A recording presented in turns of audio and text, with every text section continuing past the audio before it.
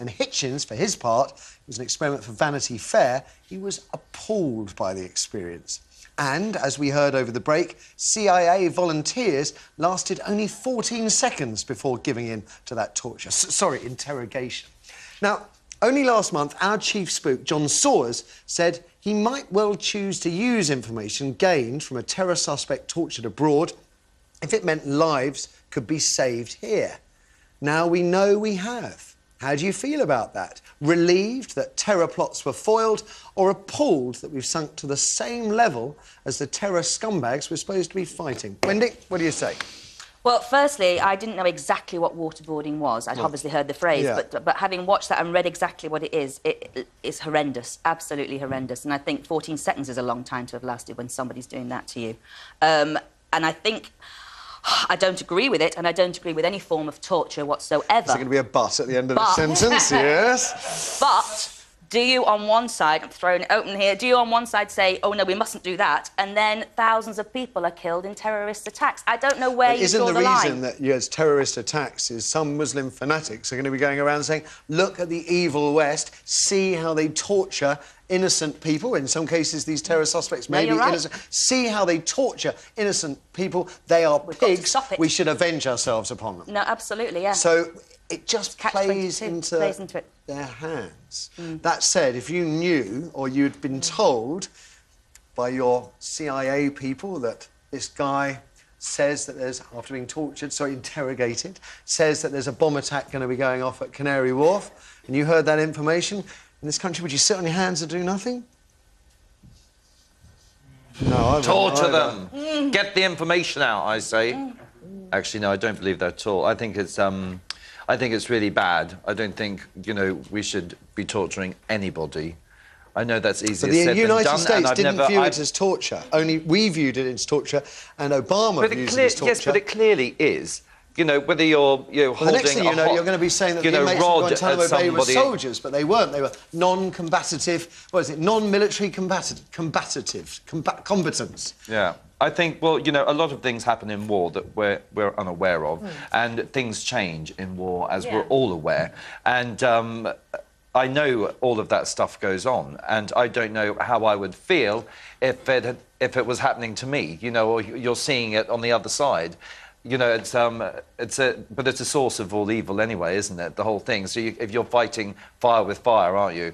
The more you torture people, the worse the torture is going to get the information out of people. And then where do you stop? And also, is information gained from torture trustworthy? Yeah, I mean, I don't... It's just a shame you can't. I don't know about you, but if someone was torturing me, I would tell them whatever they wanted to know in order to stop the torture. Yeah, but I mean, it gets but then it goes to sexual torture, then it goes to all sorts of torture. You know, one torture leads to another one, is my point. And I think as soon as you say that it's OK... Craig, let's imagine for one moment you're not in Spangles, you're in a sober suit, you are the head of MI5, MI6. You get a call from the CIA, and they phone in and they say, Craig, we believe there's a bomb attack coming. It's going to hit Heathrow Airport. Hundreds of thousands of lives are at risk. And you go, well, how do you know this? How do you know this? Well, we've been waterboarding a number of terror suspects, and they're all coming up with the same story. Do you sit on your hands and do nothing, or do you evacuate Heathrow Airport? Well, yes, evacuate. Right. But just to be on the safe side. Based on information gained from torture. I know, so why not cut out the middleman and torture your own suspects? Yeah, quite. I know what you're saying. I really don't have an answer.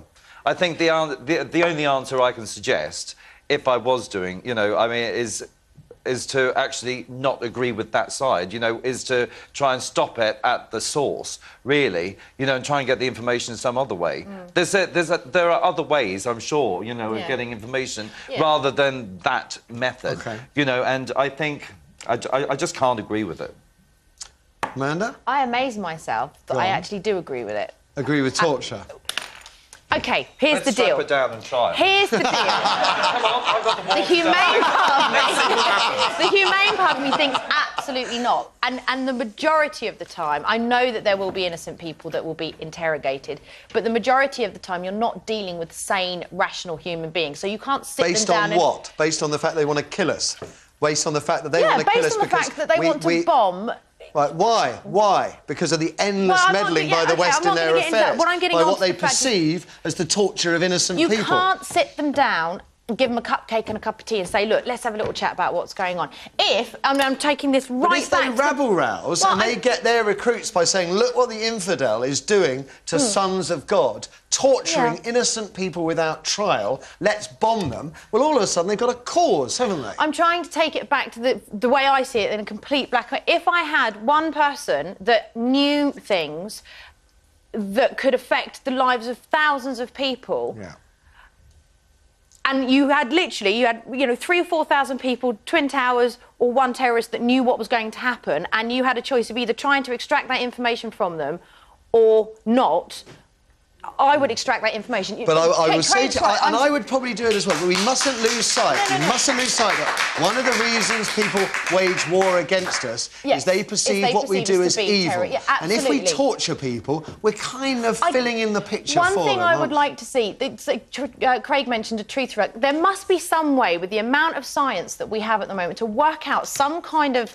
The same way when you have a few drinks, you say things you shouldn't be saying. Make them watch The X Factor from start to finish. That'll do it. Some people call it entertainment, but we know... I wish there could be. If you could find a more humane way of doing it, absolutely. But if I came to it, if push came to shove, I would do it if it meant saving lives. And the funny thing is I think I would too, but I know that in my heart of hearts, one of the reasons we call them terrorists, OK? But to the terrorists, they're freedom fighters fighting against an evil and oppressive imperialist regime, which is us. But if you... People that routinely torture innocent people. Yes, us.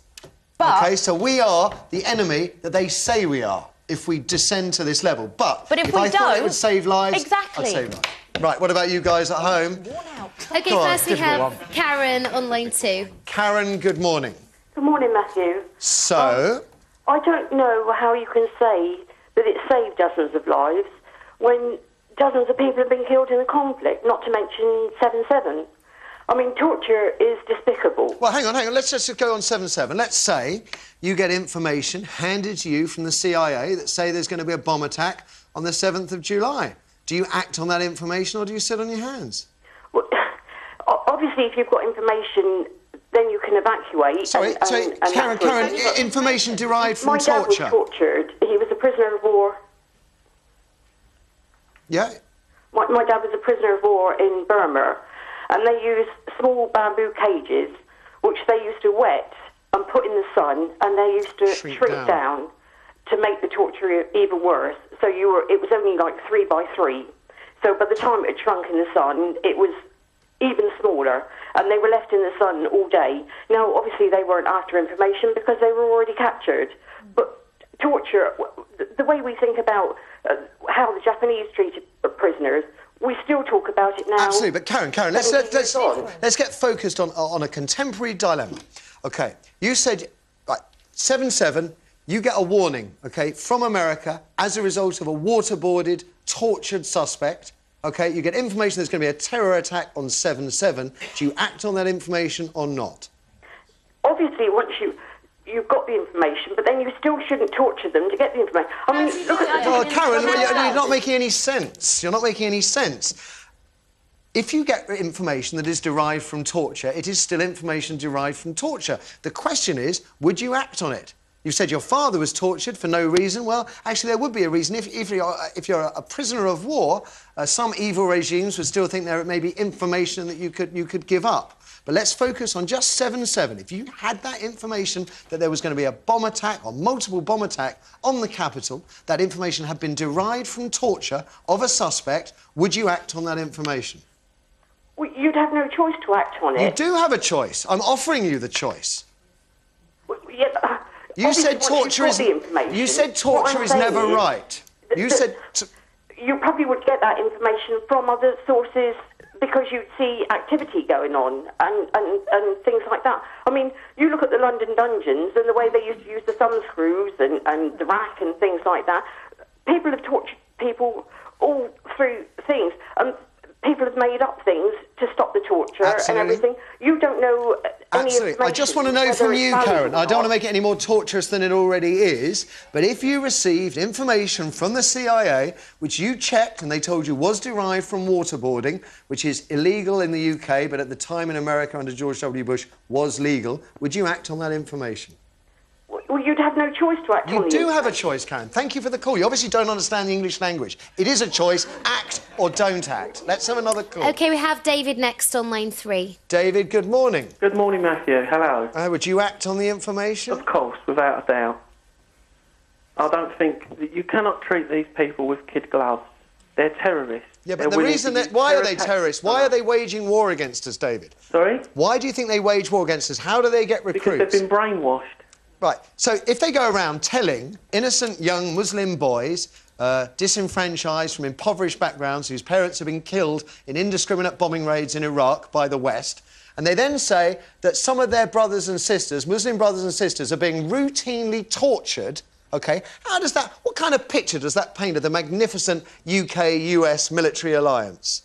Not a very good one. Right. That's propaganda. It isn't propaganda, it's the truth. OK? Indiscriminate bombing of Iraq, true. Waterboarding of suspects, true. OK? That's what they tell their recruits. The war on terror begins... It doesn't just start with a bunch of infidels and a bunch of nutters fighting each other. There are causes. Yes, but if you can prevent a terrorist act by gaining information from someone by torturing them, you should have to do it. But what if the war is prolonged because the enemy can keep recruiting new recruits to wage war against you by telling them the truth, which is the West is... This is where the kid gloves thing comes into it. It's all namby-pamby baby steps. You've got to fight terror with terror. If you... Until what? Until we're all dead? If you made it known that you would take a bomber's family and execute them, they would think twice. It's no good saying to them... And what's the evidence that they would think twice, David? They're willing to blow themselves up. You've got to terrorise them into not wanting to do it. So just for... We will execute you, your family, everyone close to you. And that would solve the problem. Twice about doing it. And that would solve the problem. That worked in Northern Ireland, did it? The endless murdering of brothers and sisters. Again, it's all baby steps. Internment. What a waste of time that was. If they just took these people out, put a gun to the back of their heads and shot them, it would stop it. Right, OK, David, of course it would. Thank you very much for that call, David. OK, we have Dan next on line 5. Dan, good morning. Good morning to you. So, torture. Information gleaned from. Would you act on it? Unfortunately, we have to. I mean, we are fighting a war, and... But at the risk of being boring, a war in which the enemy will use the fact that we torture their people as propaganda, or actually as true facts, to drive more recruits to continue to fuel the war. Certainly, but propaganda is a different issue. Well, we've always used propaganda at every side, but if we're going to fight a war and win, you have to unleash the hounds as such. But is it not possible? Is it not possible that the stories of torture will simply encourage more people to join enemy forces against us? I doubt it. I think the fanatics are going to join no matter what, and even if we weren't torturing, I believe they say we would. What makes them fanatics, Dan? What makes them fanatics? They're not born fanatics. They're turned into fanatics because they're told stuff. Oh, certainly, but that happens all over the world. And because certain countries are actually supporting fanatics in their so-called state schools, we get fanatics no matter what. And don't forget, of course, we used to support fanatics as well. Saddam Hussein was maintained and financed by the British government until he no longer served use. Certainly, I mean, that's a problem.